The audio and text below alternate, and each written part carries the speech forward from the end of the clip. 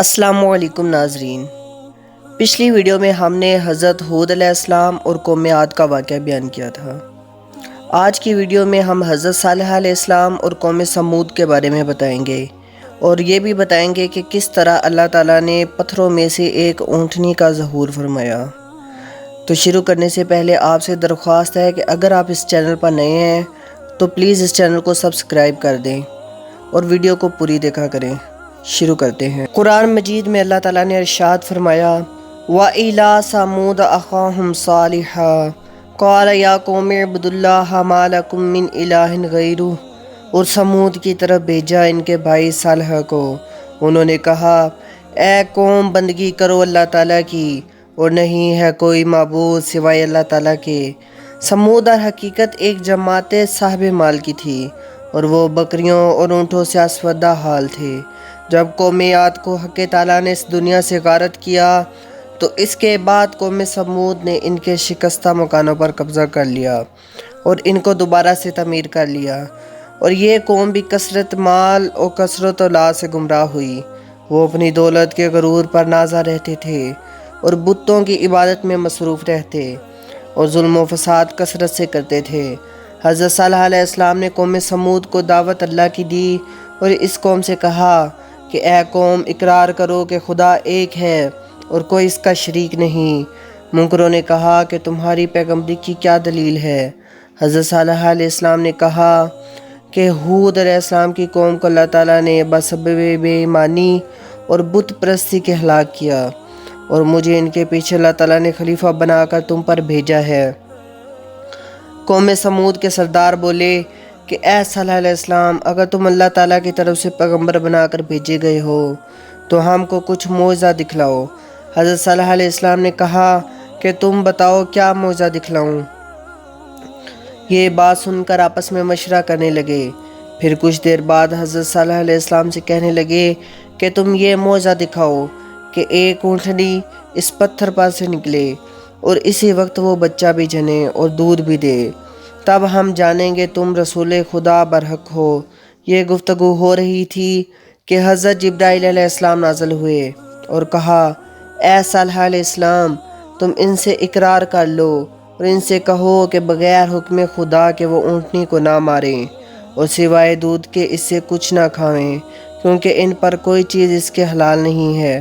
پھر حضرت صالح علیہ السلام نے ان سے اقرار لیا، اور اس اقرار کے بعد حق تعالیٰ کا حکم ہوا کہ اے صالح تم دعا کرو اور میری قدرت کے نظائر دیکھو کہ میں نے تجھ سے 4000 برس پہلے ایک اونٹنی اس پتھر کے اندر پیدا کر رکھی ہے تاکہ تیرا معجزہ ظاہر ہو اور تیری پیغمبری کی دلیل مضبوط ہو۔ پس حضرت صالح علیہ السلام نے خدا کی درگاہ میں دعا کی اور تمام مومنوں نے آمین کہی۔ اتنے میں ایک عجیب آواز اس پتھر سے نکلی۔ ایک اونٹنی نہایت خوبصورت اس پتھر کے نیچے سے نکل آئی، اور وہ اتنی حسین اور خوبصورت تھی کہ اس جیسی سارے عالم میں دوسری نہ تھی، اور ایک ساتھ کے مطابق اس نے ایک بچہ دیا، اور اس کے پاس تازہ گھاس بھی نظر آئی جو اونٹنی نے کھائی تھی، اور خدا کے حکم سے فوراً ایک چشمہ اور ایک چراگاہ پیدا ہو گئیں اور اونٹنی اس میں چلنے لگی۔ اور اس قوم میں 7 قبیلے تھے، اور 7 قبیلے اس چشمہ سے پانی پیتے تھے، اور پانی کچھ کم نہ ہوتا تھا۔ ساربان اس اونٹنی کو اس چشمہ پر لے گئے، اس اونٹنی نے اس چشمہ کا سب پانی پی لیا۔ پھر اس وقت حضرت صالح علیہ السلام نے قوم سے کہا کہ تم لوگ اس کا دودھ پیو۔ پس 7 قبیلے اس سے دودھ دھو دھو کر گھڑے اور مشکیں بھر بھر اپنے گھر لے جاتے تھے۔ اللہ تعالیٰ نے حضرت صالح علیہ السلام کو فرمایا کہ اپنی قوم سے کہہ دو کہ پانی اس چشمے کا ایک روز اونٹنی کا ہے جس روز دودھ دھویا جائے، اور ایک دن ان کا ہے جس دن دودھ نہ دھویا جائے۔ اللہ تعالیٰ نے فرمایا قال هذه ناقۃ لها شرب ولکم شرب یوم معلوم ولا تمسوها بسوء فیأخذکم عذاب یومئذ عظیم، اور کہا کہ یہ ہے اس کے پانی پینے کی ایک دن باری ہے اور تمہاری باری دوسرے دن کی مقرر ہے، اور اس اونٹنی کو کسی طرح سے چھیڑنا مت ورنہ تم کو ایک بڑے دن کی آفت گھیر لے گی۔ اللہ تعالیٰ کی قدرت سے اونٹنی پتھر سے پیدا ہو کر حضرت صالح علیہ السلام کی دعا سے چرتی پھرتی تھی، اور جس جنگل میں وہ اونٹنی چرنے جاتی تھی تو اس جنگل کے سب مویشی بھاگ کر کنارے پہنچ جاتے، اور جس تالاب سے وہ پانی پیتی سب مویشی وہاں سے بھاگ جاتے اور مویشی وغیرہ پیاسے رہ جاتے۔ تب ایک مشورہ کیا اور یہ بات طے پائی کہ ایک دن پانی پر اونٹنی جاوے اور دوسرے دن ان لوگوں کے مویشی جائیں گے۔ اس کے بعد حضرت صلی اللہ علیہ السلام نے قوم سمود سے کہا کہ خبردار، یہ اونٹنی ہے اللہ تعالیٰ کی، اور اس کو کبھی بھی مت چھیڑنا اور اس کو کوئی تکلیف بھی مت دینا، ورنہ اس کی پاداش میں خداوند کریم تم پر سخت عذاب بھیجے گا۔ یہ بات حضرت صلی اللہ علیہ السلام کی سن کر وہ لوگ اس اونٹنی کو پیار کرتے تھے اور بہت ہی حفاظت سے رکھتے، اور اس کے دودھ سے مکھن اور گھی جمع کر کے شہروں میں لے جا کر بیچتے اور اس سے فائدہ حاصل کرتے، اور اسی وجہ سے وہ لوگ مالدار ہو گئے، اور اس صورت سے تقریباً 400 سال گزر گئے۔ ایک روز حضرت صلی اللہ علیہ السلام نے فرمایا، اس مہینے کے اندر جس گھر میں لڑکا پیدا ہوگا اس سے ساری قوم ہلاک و تباہ ہوگی۔ اتفاقاً ان حاضر شدہ لوگوں کی بیویاں سب کی سب حاملہ تھیں۔ مزد الہی سے اسی مہینے میں جتنی 9 عورتوں نے اپنے بچوں کو مار ڈالا، اور ایک عورت نے بسبب اس کے کوئی فرزند اس کا نہ تھا، اسی لیے اپنے بچے کو نہیں مارا اور زندہ رکھا اور نام اس کا قدار رکھا۔ جب وہ لڑکا بالغ ہوا شاہ زور نکلا، اور وہ 9 عورتیں جنہوں نے اپنے فرزندوں کو مار ڈالا تھا پریشان ہوئیں اور کہنے لگی کہ صالح کی بات جھوٹی ہے۔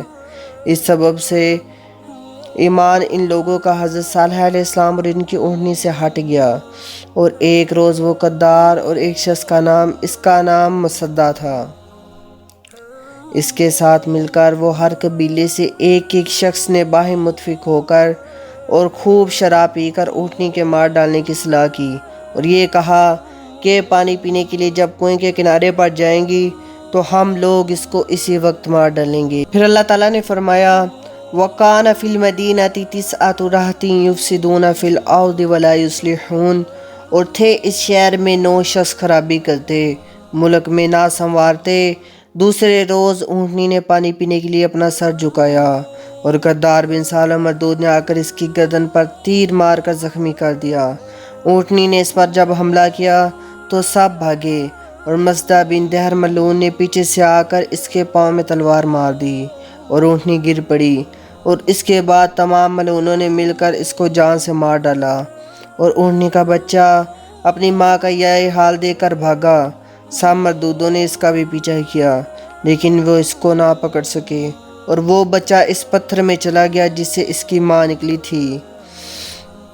سعید بن مسیب رحمۃ اللہ علیہ روایت کرتے ہیں کہ قوم صالح علیہ السلام اگر شراب نہ پیتی تو ہرگز اونٹنی کو نہ مارتی، اور یہ گناہ کبیرہ میں شراب پینے کی وجہ سے ہوا۔ اور ایک حدیث میں آتا ہے کہ الخمر ام الخبائث، یعنی شراب تمام برائیوں کی ماں ہے۔ ایک عورت بدکار گھر میں گانے، اونٹ، بکری وغیرہ بہت تھے، اور چارے اور پانی وغیرہ کی تکلیف سے اپنے یار کو سکھایا کہ جاؤ اونٹنی کے پاؤں کاٹ ڈالو، چنانچہ اس نے ویسا ہی کیا، اور اس واقعہ کے 3 دن بعد ان پر دردناک عذاب آیا۔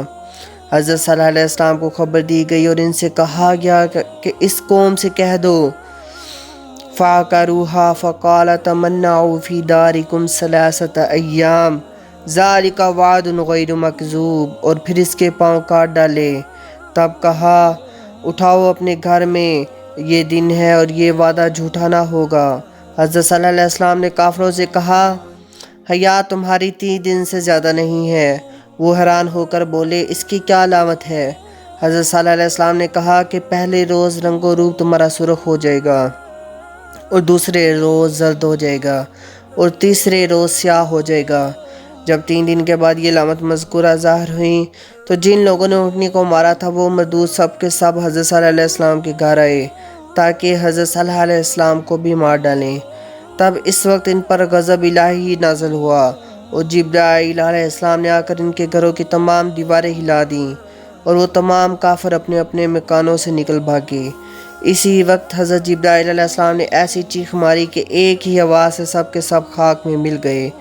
اور حضرت بن عباس رضی اللہ تعالیٰ عنہ نے روایت کی ہے کہ ان 7 قبیلوں نے حضرت صلی اللہ علیہ السلام سے پوچھا کہ کس طرح ہم لوگ ہلاک ہوں گے، تو آپ نے فرمایا کہ ایک ہی آواز سے حضرت جبرائیل علیہ السلام کی اور تم سب خاک میں مل جاؤ گے۔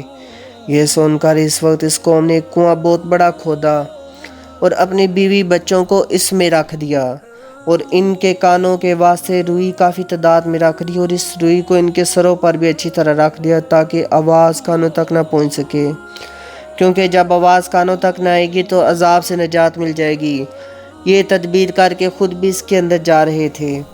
اس کے بعد اسی فرشتہ نے وہاں جا کر ایک ہی آواز سے 7 قبیلوں کو فی النار والقصد کیا اور غرق کر دیا۔ چنانچہ اللہ تعالیٰ نے فرمایا اِنَّا أَرْسَلْنَا عَلَيْهِمْ صَيْحَةً وَاحِدَةً فَكَانُوا كَهَشِيمِ الْمُحْتَظِرِ، ہم نے بھیجی ان پر ایک چنگھاڑ، پھر رہ گئی جیسے روئی تنی ہوئی گالے کی مانند، اور کچھ بھی نام و نشان ان کا زمین پر نہ رہا۔ اس کے بعد حضرت صالح علیہ السلام ملک شام میں چلے گئے، جس کو آج کل شہرستان اوج کہتے ہیں۔ وہاں جا کر سکونت اختیار کی اور اس کے بعد کافی مدت میں انتقال فرمائی، اور جامع مسجد کے داہنی طرف مدفون ہوئے، اور ان کے ہمراہ تمام مومنین بھی وہیں جا کر بسے اور وہیں سب مدفون ہوئے۔ واللہ اعلم بالصواب۔ پلیز اس چینل کو سبسکرائب کر دیں اور بیل آئیکن دبا دیں تاکہ مزید آنے والی نئی اپڈیٹس اور ویڈیوز آپ کو بر وقت ملتی رہیں۔ شکریہ۔ اللہ حافظ۔